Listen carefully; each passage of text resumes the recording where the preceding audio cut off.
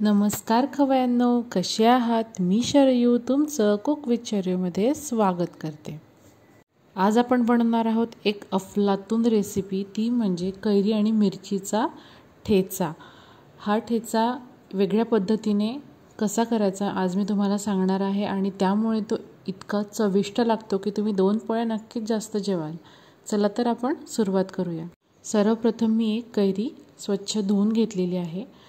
देठाचा भाग याप्रमाणे आपल्याला कट करून घ्यायचा आहे आणि आपण संपूर्ण कैरी बीच्या वेगळी करणार आहोत। बघा या पद्धतीने, आणि याचे बारीक बारीक काप आपल्याला करायचे आहेत। चौकोनी काप मी इथे करून घेणार आहे याचे सुद्धा, जेणेकरून आपण जेव्हा ग्राइंडरला हे घालू तेव्हा त्याचे इव्हेंच्युअली भाग होतील। मी तुम्हाला दाखवते पुढे। ग्राइंडरला किंवा चॉपरला तुम्ही हे करून घ्यायचं आहे। बघा मी इथे चॉपर यूज करते आहे, त्यामुळे याचे जे ठेचामधला जो टेक्स्चर आपल्याला एकदम परफेक्टली मिळतं चॉपरला। आपण थोडी कैरी यामध्ये घालतो आहोत आणि या पद्धतीने मिरच्या आपण एकाच्या 2 करून यामध्ये घालणार आहोत। भरपूर स्टफिंग चॉपरला चालत नाही, त्यामुळे आपण थोडी थोडी कैरी इथे बारीक करून घेणार आहोत। बघा कमी तिखट मी मिरची इथे वापरलेली आहे आणि इथे मी 7 ते 8 लसणाच्या पाकळ्यासुद्धा बारीक करताना घालून घेते आहे आणि या पद्धतीने आपल्याला हे चॉपर फिरवून घ्यायचं आहे। खूप पेस्ट आपल्याला करायची नाही आहे, एकदम ठेचा ज्या पद्धतीने दाणेदार असतो त्या पद्धतीने आपल्याला हे बारीक करायचं आहे। बघा इथे तुम्ही बघू शकता एकदम छान टेक्स्चर आलेलं आहे आपल्या कैरी आणि मिरचीला, मस्त। या पद्धतीने सगळी कैरी आणि मिरची आपल्याला इथे बारीक करून घ्यायची आहे। बघा मस्त दाणेदार झालेली आहे। यामुळे खाताना मिरची आणि कैरी ही सेपरेट टेस्ट लागते। खूप जर तुम्ही पेस्ट केली तर ते सगळं मिश्रण मिक्स होऊन जाईल। यानंतर आपण एका पॅनला 1 चमचाभर जिरं, त्यानंतर 3 मोठे चमचाभर सोप घालून घ्यायची आहे। बघा आपल्याला हे सगळे जिन्नस छान भाजून घ्यायचे आहेत। त्यानंतर जी खूप औषधी अशी मेथीचे दाणे असतात ते सुद्धा आपण यामध्ये घालणार आहोत।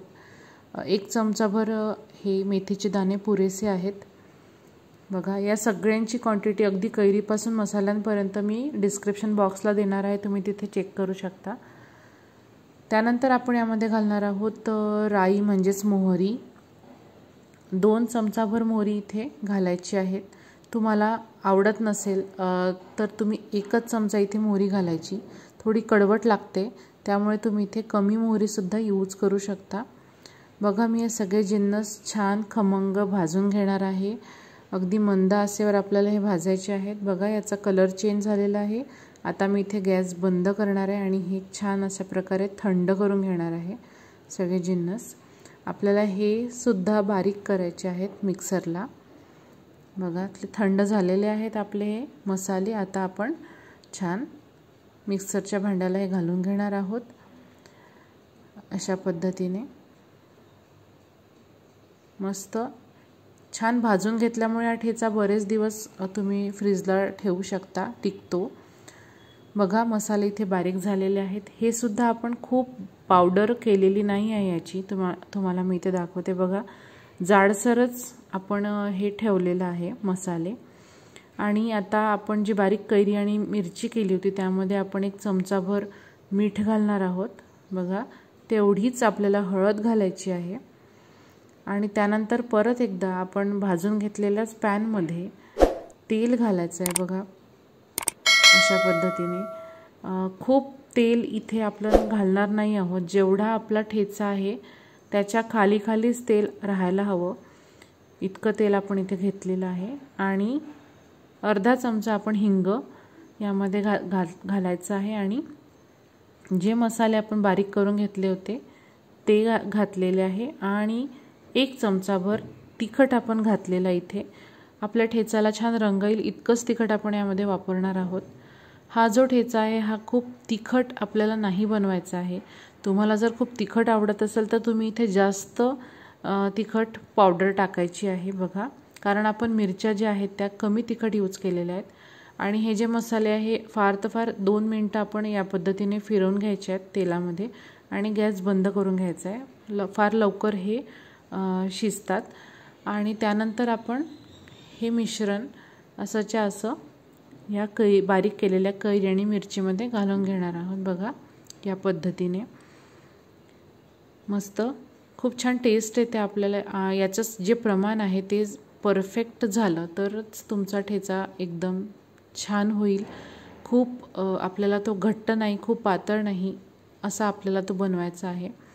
बघा माझ्या घरी भरपूर तिखट खाणारे आहेत त्याच्यामुळे मी इथे गूळ घातलेला नाही आहे. परंतु जर तुम्ही या ठेच्यामध्ये गूळ घातला तर तो आणखी छान लागतो.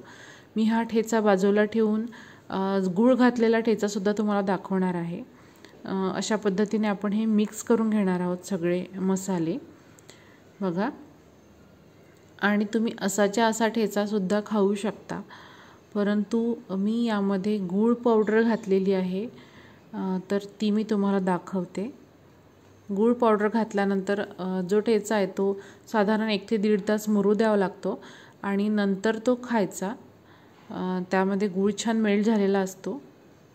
2 चमचाभर मोठे चमचाभर गूळ पावडर मी एवढ्याच ठेच्याला दुसरा ठेचा बनवला आहे त्यामध्ये मी घातलेली आहे, तुम्हाला दाखवते. बघा हे झालेलं आहे आपलं, हे बाजूला ठेवते.